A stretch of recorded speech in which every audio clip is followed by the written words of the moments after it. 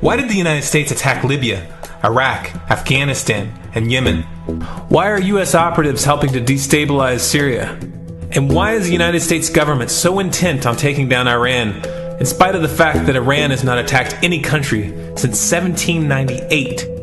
And what's next? What are we headed for? When you look at the current trajectory that we're on, it doesn't make any sense at all if you evaluate it based on what we're taught in school. And it doesn't make any sense if you base your worldview on the propaganda that the mainstream media tries to pass off as news. But it makes perfect sense once you know the real motives of the powers that be. In order to understand those motives, we first have to take a look at history. In 1945, the Bretton Woods Agreement established the dollar as the world reserve currency, which meant that international commodities were priced in dollars. The agreement, which gave the United States a distinct financial advantage, was made under the condition that those dollars would remain redeemable for gold at a consistent rate of $35 per ounce. The United States promised not to print very much money, but this was on the honor system, because the Federal Reserve refused to allow any audits or supervision of its printing presses. In the years leading up to 1970, expenditures in the Vietnam War made it clear to many countries that the U.S. was printing far more money than it had in gold. And in response, they began to ask for their gold back. This, of course, set off a rapid decline in the value of the dollar. The situation climaxed in 1971 when France attempted to withdraw its gold and Nixon refused. On August 15th, he made the following announcement. I have directed the Secretary of the Treasury to take the action necessary to defend the dollar against the speculators. I have directed Secretary Connally to suspend temporarily the convertibility of the dollar into gold or other reserve assets, except in amounts and conditions determined to be in the interest of monetary stability and in the best interest of the United States. This was obviously not a temporary suspension, as he claimed, but rather a permanent default. And for the rest of the world who had entrusted the United States with their gold, it was outright theft. In 1973, President Nixon asked King Faisal of Saudi Arabia to accept only U.S. dollars as payment for oil and to invest any excess profits in U.S. Treasury bonds, notes, and bills. In return, Nixon offered military protection for Saudi oil fields. The same offer was extended to each of the world's key oil-producing countries, and by 1975, every member of OPEC had agreed to only sell their oil in U.S. dollars. The act of moving the dollar off of gold and tying it to foreign oil instantly forced every oil-importing country in the world to start maintaining a constant supply of Federal Reserve paper.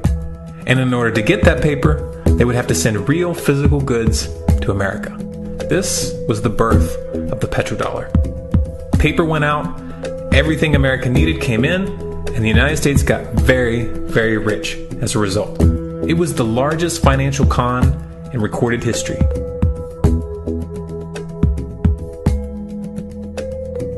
The arms race of the Cold War was a game of poker. Military expenditures were the chips, and the U.S. had an endless supply of chips. With the petrodollar under its belt, it was able to raise the stakes higher and higher, outspending every other country on the planet, until eventually U.S. military expenditures surpassed that of all other nations in the world combined. The Soviet Union never had a chance. The collapse of the communist bloc in 1991 removed the last counterbalance to American military might. The United States was now an undisputed superpower with no rival. Many hoped that this would mark the beginning of a new era of peace and stability. Unfortunately, there were those in high places who had other ideas. Within that same year, the U.S. invaded Iraq in the First Gulf War. And after crushing the Iraqi military and destroying their infrastructure, including water purification plants and hospitals, crippling sanctions were imposed which prevented that infrastructure from being rebuilt. These sanctions, which were initiated by Bush Sr. and sustained throughout the entire Clinton administration, lasted for over a decade and were estimated to have killed over 500,000 children. The Clinton administration was fully aware of these figures. We have heard that 500,000 children have died. I mean, that's more children than died in Hiroshima. And you know, is the price worth it? I think this is a very hard choice, but we think the price is worth it. Miss Albright, what exactly was it that was worth killing 500,000 kids for? In November of 2000, Iraq began selling its oil exclusively in euros. This was a direct attack on the dollar and on U.S. financial dominance, and it wasn't going to be tolerated. In response, the U.S. government, with the assistance of the mainstream media, began to build up a massive propaganda campaign claiming that Iraq had weapons of mass destruction and was planning to use them. In 2003, the U.S. invaded, and once they had control of the country, oil sales were immediately switched back to dollars. This is particularly notable due to the fact that switching back to the dollar meant a 15 to 20% loss in revenue due to the euro's higher value. It doesn't make any sense at all unless you take the petrodollar into account. So I came back to see him a few weeks later, and by that time we were bombing in Afghanistan. I said, "Are we still going to war with Iraq?" And he said, "Oh, it's worse than that." He said, he reached over on his desk, he picked up a piece of paper, he said, I just got this down from upstairs, meaning the Secretary of Defense's office today, and he said, this is a memo that describes how we're going to take out 7 countries in 5 years, starting with Iraq and then Syria, Lebanon, Libya, Somalia, Sudan, and finishing off Iran. Let's take a look at the events of the past decade and see if you see a pattern. In Libya, Gaddafi was in the process of organizing a bloc of African countries to create a gold-based currency called the dinar, which they intended to use to replace the dollar in that region. US and NATO forces helped destabilize and topple the Libyan government in 2011, and after taking control of the region, US armed rebels executed Gaddafi in cold blood and immediately set up the Libyan Central Bank.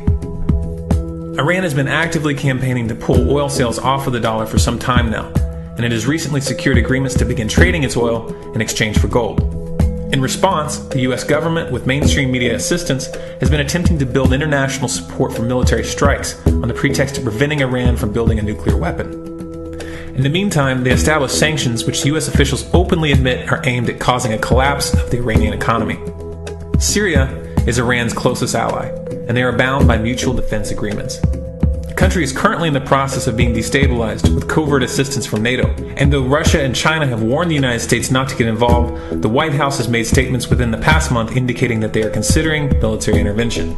It should be clear that military intervention in Syria and Iran isn't being considered. It's a foregone conclusion, just as it was in Iraq and Libya. The U.S. is actively working to create the context which gives them the diplomatic cover to do what they already have planned.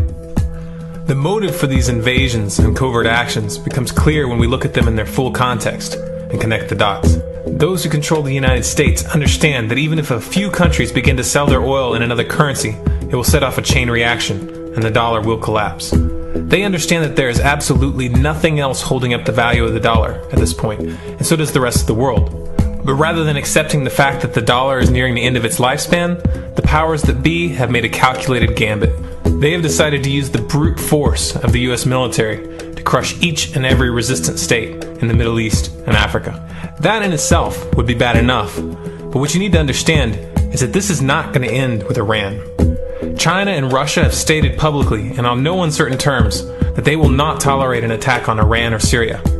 Iran is one of their key allies, one of the last independent oil producers in the region, and they understand that if Iran falls, then they will have no way to escape the dollar without going to war. And yet the United States is pushing forward in spite of the warnings. What we are witnessing here is a trajectory that leads straight to the unthinkable. It's a trajectory that was mapped out years ago in full awareness of the human consequences. But who was it that put us on this course? What kind of psychopath is willing to intentionally set off a global conflict that will lead to millions of deaths just to protect the value of a paper currency? It obviously isn't the president. The decision to invade Libya, Syria, and Iran was made long before Obama had risen to the national spotlight. And yet, he's carrying out his duty just like the puppets that preceded him. So who is it that pulls the strings? Often the best answer to questions like this are found by asking another question. Qui bono? Who benefits? Obviously, those who have the power to print the dollar out of thin air have the most to lose if the dollar were to fall. And since 1913, that power has been held by the Federal Reserve. The Federal Reserve is a private entity owned by a conglomerate of the most powerful banks in the world. And the men who control those banks are the ones who pull the strings. To them, this is just a game. Your life and the lives of those you love are just pawns on their chessboard. And like a spoiled 4-year-old who tips the board onto the floor when they start to lose, the powers that be are willing to start World War III to keep control of the global financial system. Remember that when these wars extend and accelerate. Remember that when your son or your neighbor's son comes back home in a flag-draped coffin. Remember that when they point the finger at the new boogeyman, because the madmen who are running this show will take this as far as you allow them to. So how much time do we have left? It's a question I hear constantly, but it's the wrong question. Asking how much time we have left is a passive posture. It's the attitude of a prisoner who's waiting to be taken out to a ditch and shot in the back of the head. What are our chances? Can we change course? Also the wrong question. The odds don't matter anymore. If you understand what we're facing, then you have a moral responsibility to do everything in your power to alter the course that we're on, regardless of the odds. It's only when you stop basing your involvement on the chances of success that success actually becomes possible. To strip the ill-begotten power from the financial elites and to bring these criminal cartels to justice will require nothing less than a revolution. The government is not going to save us. The government is completely infiltrated and corrupt to the core.